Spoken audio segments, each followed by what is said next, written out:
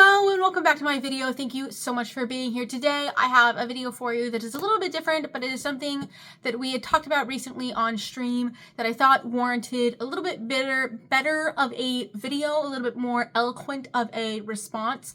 And that is, what do my session zeros look like?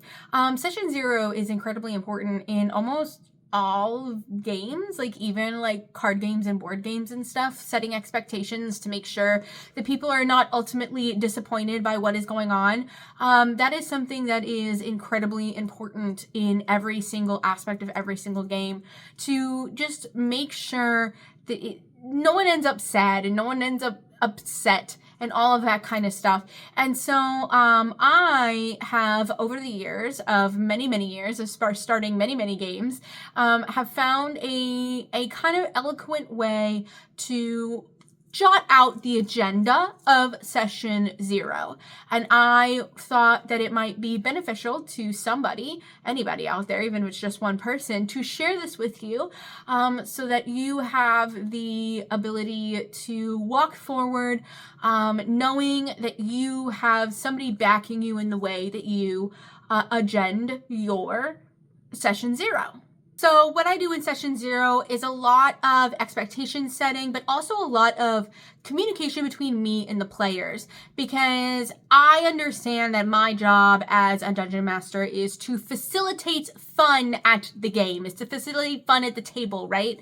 But it's also so much more than that. It's creating a world, it's making sure that people are enjoying themselves, it's keeping respect at the table. There's a lot of stuff that goes into dungeon mastering. So this is kind of how I break up what is going on at session zeros. The first thing that I say at every single session zero, no matter what we've discussed previously, is, would you like to play in a homebrew world or would you like to play in Forgotten Realms?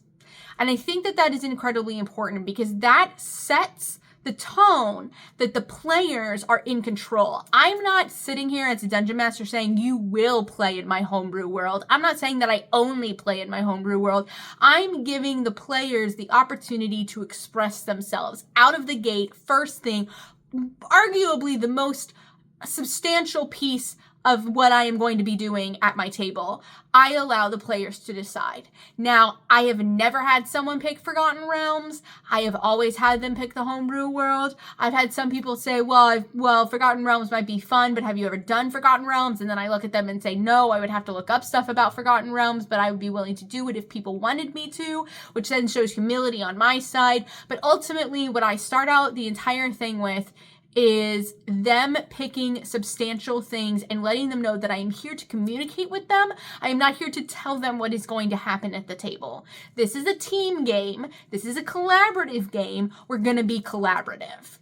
Once we establish, yes, we're going to play in a homebrew world, which homebrew world we're going to play in, I then begin to introduce them to the world. I begin to introduce them to the gods. I begin to introduce them to the races. I begin to introduce them to the people, the places, the countries, where they could be from, where this is from, where that is from. And I often open it up to questions, being like, does anyone want to play a particular race or a particular thing? And someone will be like, I want to play a Loxodon. And I'll be like, Loxodon, you have many options. You have the option to be from here, you have the option to be from here, you have the option to be from anywhere, because I don't limit my players. I try really hard. There are a couple ways that I limit my players, which then I get to, but I really try hard to not limit my players to be within my jurisdiction, right? I try to say instead, we will come up with something together that is a collaboration between my world and your idea. Now, while we're in that conversation of introducing the world, I then introduce something about me that is kind of almost a little bit non-negotiable. Something is just the way that I do stuff. It's just my table. That's just the way that I do something.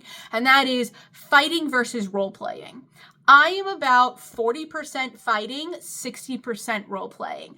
Also, I don't really do random encounters. I find random encounters very annoying. Instead, I try to do thoughtful, painful, difficult encounters that you encounter as the story progresses, when the story allows, instead of just like, we haven't fought for 3 days, fight now. Like, I don't do that kind of stuff.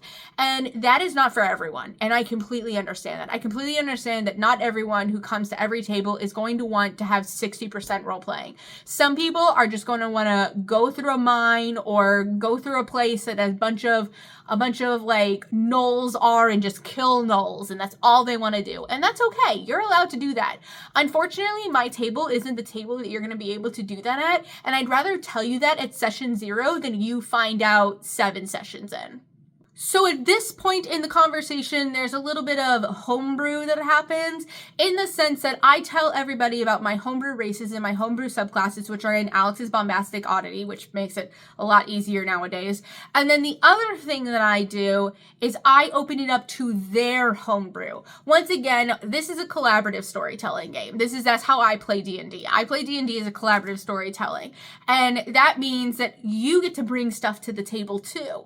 So if you have something that you've always wanted to play, a race that you've always wanted to try out, or something like that, I am more than happy to take the time needed to read over and see if this fits in and how it would fit, and if it is balanced enough to fit, and if it needs to be balanced, to rebalance it so that you'll be able to play the thing that you want to play.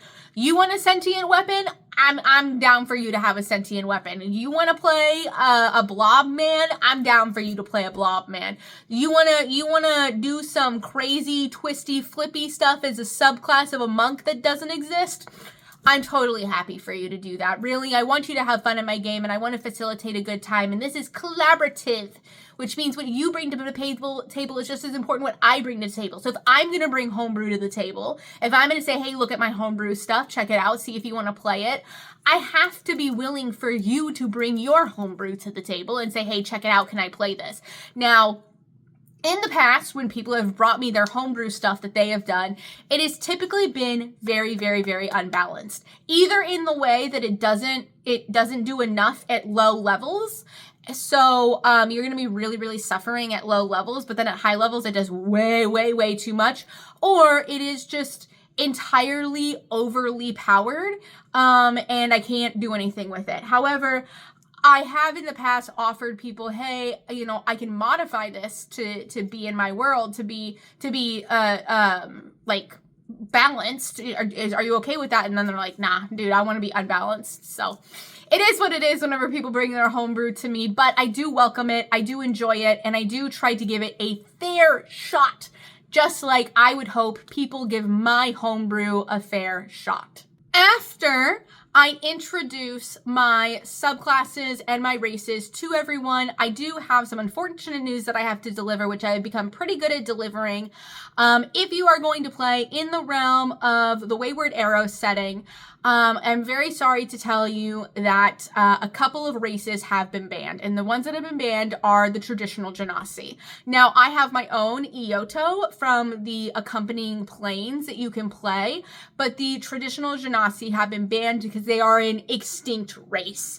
They are literally extinct. They do not exist anymore. The gods annihilated them, but they don't know that, so shh. Anyways, so that is one of the things that is banned is the Genasi. And if that makes a player leave, then that makes a player leave. But I've never had a player to leave my table because I said that, because I always offer alternatives. The other thing that is banned at my table, which is a great segue into the next really, really important section of session 0, is Blood Hunter. Yeah, I have to ban Blood Hunter. I have had one Blood Hunter person play at my table one time, and I instantly regretted it. And whenever people are like, oh my God, no, I'm like, let's talk about red lines. Now, a lot of people call these different things. I call them red lines because that's what I've been calling them since like 2015, but they're red lines. And basically it's red lines of things that you're not willing to have in the game, you're not willing to experience in the game, and it will kill the game for you. And I always start by saying, you can say these privately to me, you can DM me privately, you can pass me a note, or you can say what it is. But whatever it is, I'm going to respect it. And I've had lots of people at my table table, and lots of different people with lots of different origins have lots of different red lines for lots of different reasons. My personal red line that you cannot add into the game because it will kill me is self-harm. You can't add self-harm into the game. And that's the reason why blood hunters are not allowed, because blood hunters have to self-harm in order to put their powers on. So no self-harming in my game of any capacity. Is there anything that anyone else would like? For example, it can be like no killing children. I had that before. I've had no killing children. Right now, at my table that exists right now, I have 0 mind control. That was one that somebody said that was new to me. It was just no mind control. I can't be mind controlled. And I'm like, no, okay, noted. You can have things like no sexual stuff. Like I want it fade to black. I want everything fade to black. You can have things like I don't want to ever see animals be hurt. You know, there's all sorts of red lines all red lines are acceptable. All red lines are completely understandable. And so I always ask people to give me their red lines so that I can understand better and avoid it at all costs. Do people make mistakes? Yeah, people make mistakes. People mess up. One time I had someone have a red line of sexual assault, and I said that the giants raped and pillaged the thing, and that actually freaked her out enough to where she had to like pause playing and had to like go outside and like chill. So it's not always perfect, but I at least need to be aware of this stuff, because if it's going to affect you to that point where you have to stop playing the game, which self-harm does for me, it totally takes me out of everything. I really feel like we need to discuss it, and I need to be able to know this about you.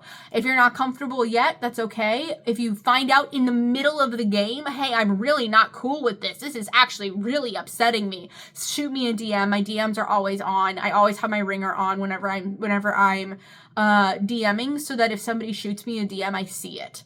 So I always have it on my computer now, but I used to always have my ringer on, but I have it on my computer now. So yeah, that is something that I always go over, and it's very important that you go over too in your session 0. Some people have feelings and emotions about red lines and hard lines and whatever being too like strict and stuff and too constricting and stuff. I don't agree with that at all. And if you do agree with that, I would ask you to check your empathy.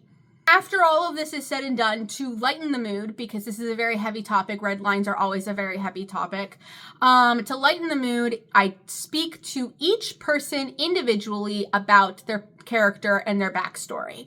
And this is very, very fun. This is always the most joyous piece, because everybody always puts so much time and so much effort and so much love into their backstories.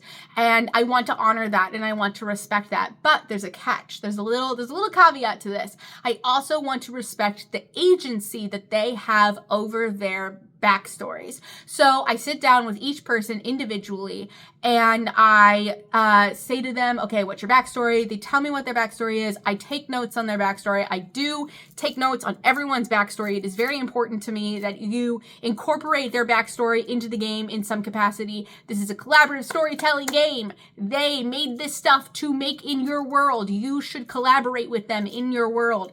And then I always ask each person individually, and note individually, how much am I allowed to meddle in your backstory? For example, am I allowed to kill your mom? Would you be devastated if I kill your mom? Some people I've met are like, don't kill my mom. What are you talking about? No, I don't want you. No, I don't want you doing anything to my backstory. Some people, like players at my table right now, are like, please kill my mom. Please make my player character cry. I want my player character to suffer. Kill my mom. Kill my dad too. Kill them all. Torture them, you know? Do it. Just do it. Right?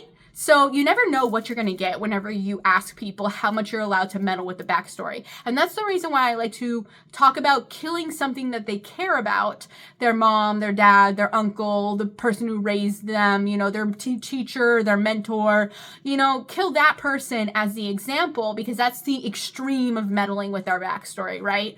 Whereas they might fall somewhere in the middle, or they might just surprise you and randomly want you to torture their player characters. I'm not saying there's anything wrong with it. I am saying, however, it does concern me whenever people are like, yeah, torture them, make them cry, make me cry, make me cry. I want to feel things, make me cry. It does concern me. So after we got all of that out of the way, after we know what kind of game we're playing, after we know what world we're playing in, after we've established backstories, after we've established character sheets and all of that kind of stuff, because that is also something that I try to do in person instead of like online or away from me. I don't allow people to roll dice not in my presence for their character sheet. I don't do that anymore. I did that and it bit me in the butt, and now I don't do that anymore. So they roll their character sheets, you know, we get it all together.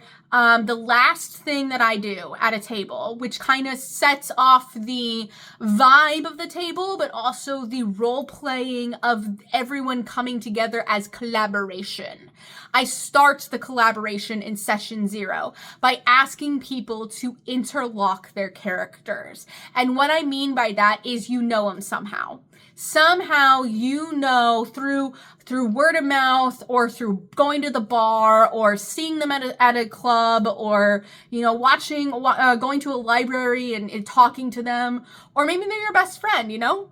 Somehow, some way, you know at least one other person at the table. And in some way, in 2 or 3 degrees, you are related to or in acquaintance with everybody at the table. So that way, whenever everybody falls into the same trap or everybody falls into the same thing or everybody goes to the same jail or whatever, there is some camaraderie that is already created. And funny enough, whenever I do this, this creates a dialogue between the other player characters that was not originally there. A dialogue of not just the player, but the player character and what the player character is doing, what the player character wants.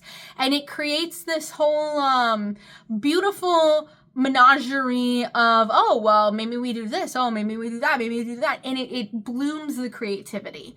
That making them interlock their characters plants the seed and it germinates right in front of my eyes every time. And it's beautiful and majestic and I love it. And I just sit back and listen to everybody talk about their characters and how much they're excited for the game and all that stuff. And it's just a fun time. It's a really fun time.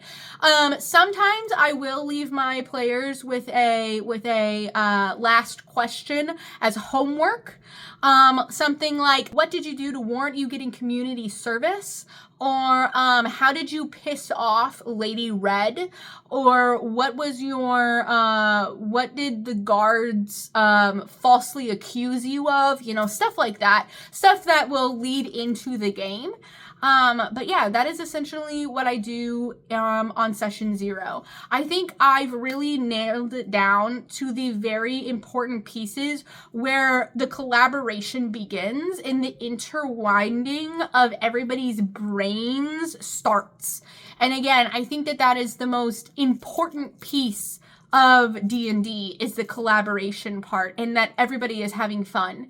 And with the questions that I ask and the way that I ask them, it feels a lot more like a team than it does like I'm a DM and you're the players and we're versus each other. So yeah, that's kind of what I've learned from over the years, and I just wanted to vomit that onto YouTube so that if it even just helps one person understand session 0 a little bit better. Even if you just take one thing from this, it would mean a lot to me because I just want to make sure that everybody is having fun and enjoying their time, because joyous D&D is so joyous, but bad D&D is not great, not great. So, thank you guys so much for watching. I will see you next week. You are always welcome at my table, and if you haven't subscribed, you should. All right. See you guys later.